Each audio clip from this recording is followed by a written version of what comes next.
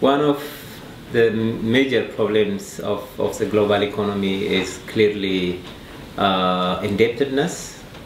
In this context, we see a number of things. But one of the major issues that we see today is a sort of paradigm shift on the global economy.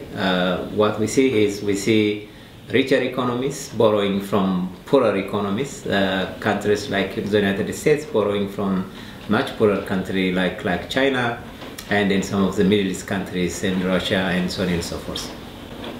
Now, the fundamental question when it comes to this over-indebtedness, which by the way is one of the major causes of the global crisis, is why countries are borrowing overseas in the first place. So there are a number of fundamental reasons why countries are borrowing. The first one is something which has come to be known as the two-gap model, which is the gap between savings and investment. So the moment countries are investing more than they have accumulated savings, when a portion of that investment must be borrowed from overseas. So that is one justification.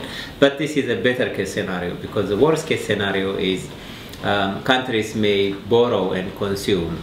And what we know from economics is that there is no rate of return from consumption. So whatever is consumed, loosely speaking, is dead. It doesn't necessarily mean consumption does not generate growth, but it is not sustainable. The growth rate that comes from consumption is not sustainable. The second reason why countries are borrowing overseas is obviously linked to something which has come to be known as the three-gap model. Even though some countries may have enough amount of savings to match investment, but portion of that investment may have to be imported from the rest of the world, and countries that do not have convertible currencies may need to get some kind of foreign exchange by borrowing through overseas. There is a third argument, which is a rate of return argument. Because poorer countries are underfunded and undercapitalized, the marginal productivity of capital is higher in poorer countries, generally speaking, in poorer countries than is in richer economies. Therefore, economic rationality and commercial logic would dictate capital should flow from countries that are richer to countries that are poorer, because there is a lot of investment opportunities that are available in poorer economies as opposed to richer economies. But on the other hand, the counter argument is, well, poorer economies are not that much innovative, but there is a lot of innovation in richer economies, and that innovation requires funding, and then therefore, quite the contrary, investment should be focused more on richer economies than it is in poorer economies. So this is one dimension of the problem with external debt. The second thing is, well, once countries are borrowing, why do they fail to pay back their external debt? Now, the golden rule in economics is you can borrow as much as you wish, but you have got to make sure that you make productive investments. And in that, if you have productive investments, then the rate of return from your investment would exceed the cost of financing, and then if this is the case, then you are not going to have a problem with financing your debt. All right. Now, if this is the case, which is if there is high rate of return from your investment, that's going to help your economy to grow at faster speed. If that is the case, then debt to GDP ratio should be falling over time.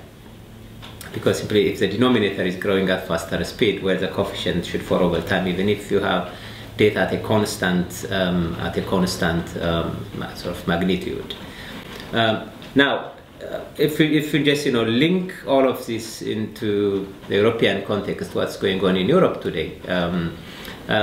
One thing where there is a lot of debate about to what extent the Maastricht criteria was coming from some kind of optimization, where apparently most of the Maastricht criteria are more of arbitrary numbers based on certain rationality, but not certainly with clear optimization strategy. So one of the things is there was a paper by the European Central Bank which showed how much should be the optimum level of debt to GDP ratio.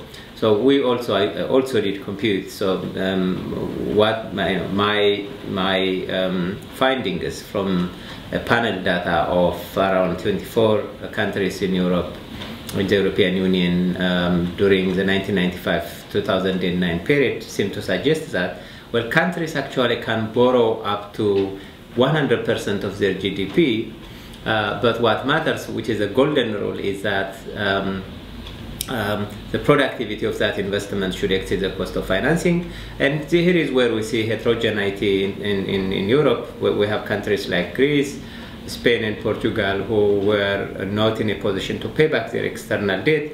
And as they failed to pay back their external debt, then risk premium was increasing over time, which made it extraordinarily difficult to acquire additional funds for generating higher economic growth. If we just look at the dynamics in Central and Eastern Europe, including Slovakia, generally there was an increase in the level of indebtedness over the past 4 or 5 years horizon. So if you go to every country where there was a growth rate of debt between 5 to 9%, with 3 to 5%, the highest growth rate of external debt was recorded in Greece. It was about 9.5% between 1995 and 2009. Now, the same logic applies to Central and Eastern Europe, including Slovakia, and that is simply these economies are underfunded. They are known to be undercapitalized, simply because they went through significant social, economic, and institutional reforms, and they all had to be financed. And the other problem that we have in Central and Eastern Europe is there is enormous regional disparity, and therefore funds are required to make sure that some of the regions that are lagging behind could have some kind of a stimulus in the context of investment, so that they grow at faster rate. But when we are doing all of this, we have got to keep in mind that every time we borrow, this debt has got to be repaid. And that it is critical that we commit resources in areas where marginal productivity is high.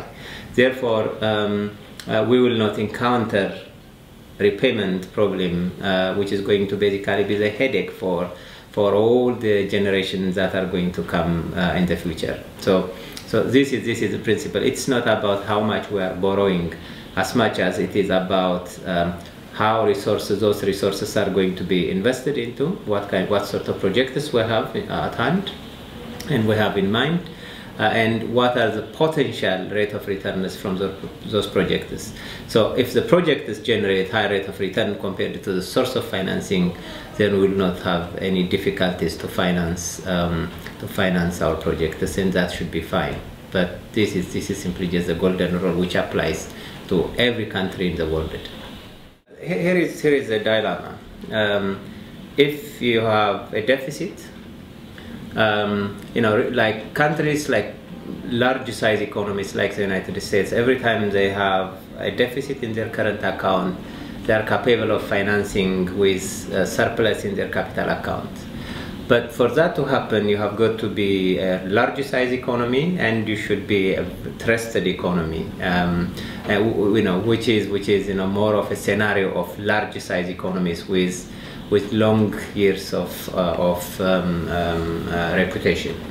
Now, if you come back to Slovakia, what we are facing in Slovakia is there is a deficit, a significant level of deficit, and that deficit has got to be reduced, below this 3% of GDP ratio, which is a Maastricht criteria. Now, you have two options. One option is to do something from the expenditure side, which is to scale down your expenditure, which is not often easy to do, because you may also have to scale down productive investments, including investment into education, into health, and into infrastructure, and so on and so forth. So one has got to be extraordinarily careful in terms of how much I'm going to cut off from the expenditure side in that direction.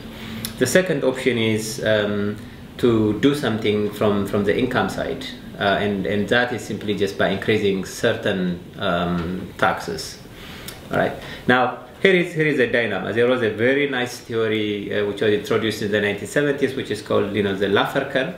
What the Laffer curve seems to suggest is every time governments tend to increase taxes, they may end up collecting less revenues simply because first, you may end up discouraging people from expanding their business.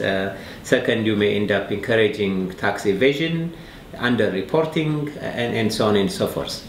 But nonetheless, what we also know, generally speaking, what we also know is compared to advanced economies, richer economies, taxes are quite low in Central and Eastern European economies. And this was done on purpose because simply if you want to encourage companies to flourish in your country, well, you have got to give them some kind of incentives, and one of the incentives was essentially tax incentives.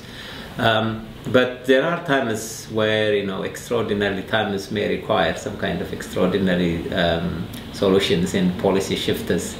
So we will see. We will see. How far the government will be successful. In balancing. How much they can do adjustment from the expenditure side versus from the income side, and what sort of consequences this sort of balancing would have is just to be seen in the coming years, decades.